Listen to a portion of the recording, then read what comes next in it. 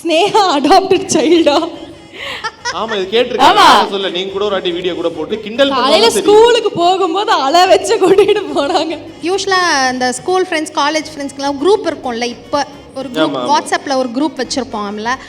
அந்த குரூப்பில் வந்து எல்லாம் அவங்கவுங்க கிட்ஸ். இப்போ நான் தான் வந்து எனக்கு தான் இவ்வளோ பெரிய கிட்ஸு, மற்றவங்களுக்கெல்லாம் இதை விட கொஞ்சம் குட்டி குட்டி கிட்ஸு. அவங்க இந்த காம்படிஷன் ஸ்கூல் காம்படிஷன்லாம் வின் பண்ணால் today she won this, today she had this cultural, ஸ்கூலில் டான்ஸ் ஆடினாங்க, அந்த மாதிரிலாம் போடுவாங்க, பிக்சர்ஸ் எல்லாம் போடுவாங்க. இவங்களது எப்போவுமே நான் போடுவேன்.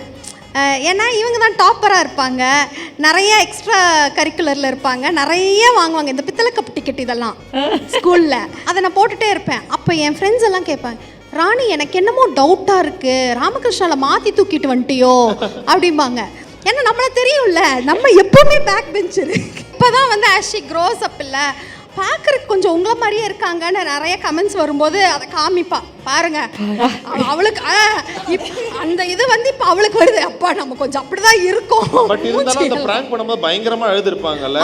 அவங்களுக்கு அது சொன்னா பிடிக்காது. ஆக்சுவலி ரொம்ப சின்னதுல இருந்தே அடாப்டர்னா குப்பை தொட்டில இருந்து நீ பொறி இல்ல, நான் அது எங்களுக்கு வந்து பொறிக்கடை ஸ்டோரி.